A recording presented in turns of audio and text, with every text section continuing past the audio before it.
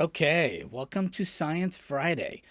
We were last looking at weather, which had a lot to do with, and by the way, thank you for attending, Mr. Litt's amazing educational cold basement. You can tell by my warm dress.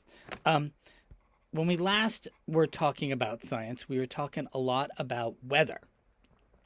Now we're going to get into some other forces of the Earth that have to do with planetary movement and that do affect the weather. So today, the guiding question is tides. How do the tides work? Now, I want you to check out this video and the illustrations I'm going to show. And then today, I don't want you to write an answer. I want you to show me an answer on Flipgrid. We're going to try Flipgrid. Now, if you go to Google Classroom, you'll see today's assignment like this. And you see how it says, whoops, see, there we go. See how it says Science Friday, explain the tides, and it says Flipgrid right there next to me. Okay, see that? You click on Flipgrid, it's going to ask for some permissions from Google Classroom and all that stuff. Then it's going to ask you if you want to record a response. And you'll have to allow it to see your camera and everything. We're just trying this out. But the idea is you talk to me, and you have 2 minutes, and you tell me what you understand. And the guiding question is, how do the tides work? All right, let's get going here. So right there in front of me is an explanation of how the tides work. Let's see if I can make it a little bigger. I'll try to make it a little bigger. So that is an illustration of a spinning Earth. Do you see that? It's kind of going computer glitchy. And then in the distance is the moon. So the moon, because it's a mass, now it's 1/100th the size of the Earth. Still, it's a mass. It has mass, or things that exist have a force, and it's called gravity. And the gravity of the moon pulls the water in a bulge towards it. So as the Earth spins, the water bulges. The Earth spins through the bulge. Do you see the illustration right there?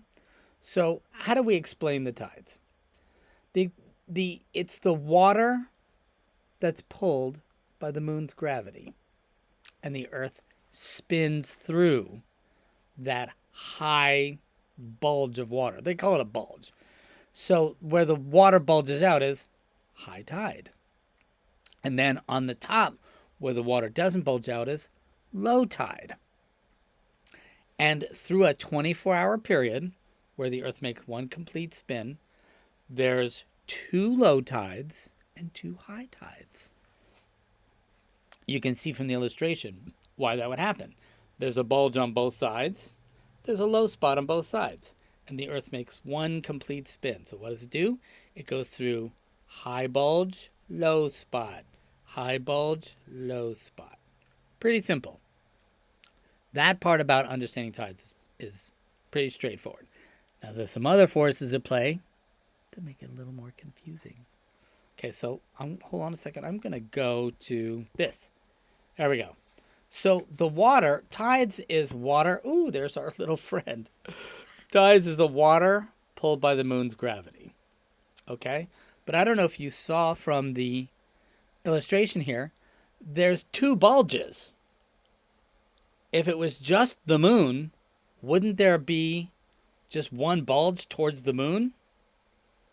There's 2. There's one on the opposite side of the moon, and there's one by the moon. What is going on with that? Well, let's take a look here for a second. So, this is a nice illustration. It's a nice close-up illustration of how tidal force works. It's water is pulled by the moon, right? Okay. That explains the first high tide, but what about the second high tide, or the second bulge, right? Seriously, how does that explain it? If you notice the view of the moon, the Earth is from the top. How can I tell? That's the North Pole up top, see? Well, here, they gave some explanations, but I liked this one a little better.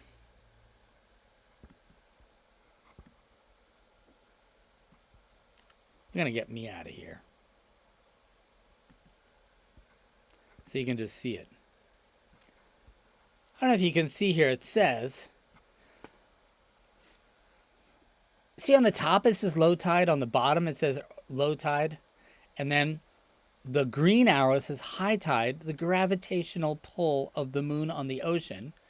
But the other high tide is called the effect of centrifugal force on the ocean, a result of Earth orbiting around the center of gravity between it and the moon.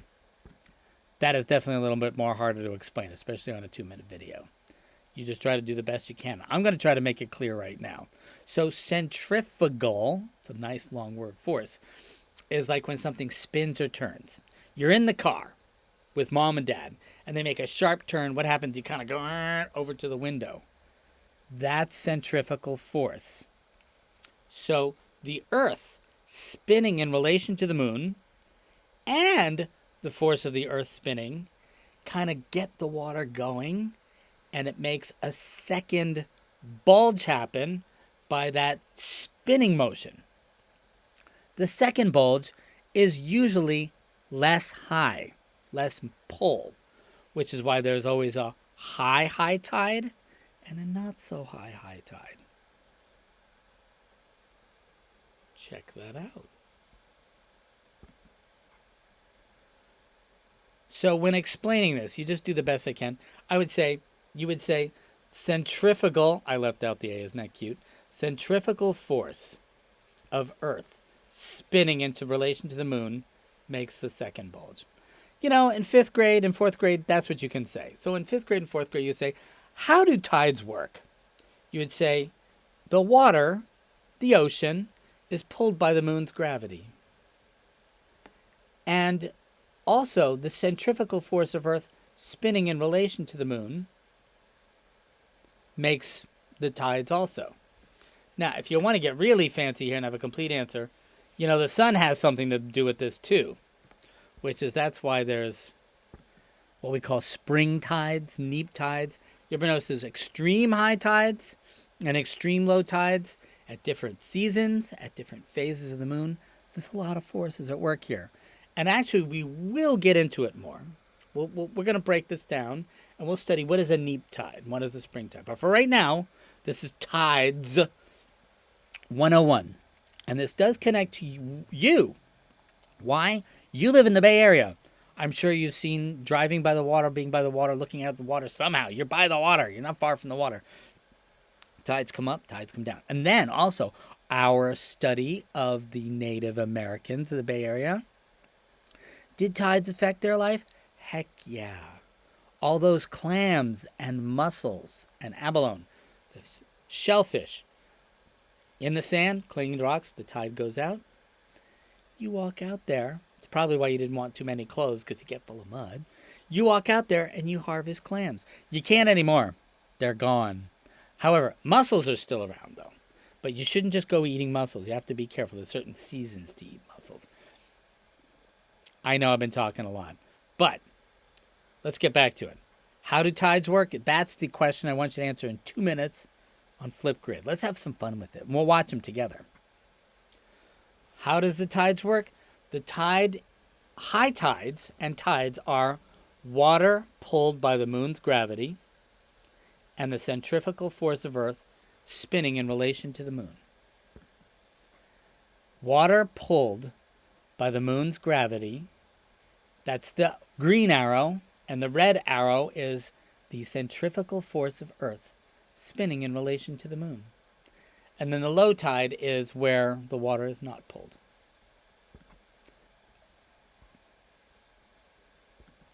Okay, go to Flipgrid and just give it a try. We're just experimenting. Okay? You do what you can. Have fun with it.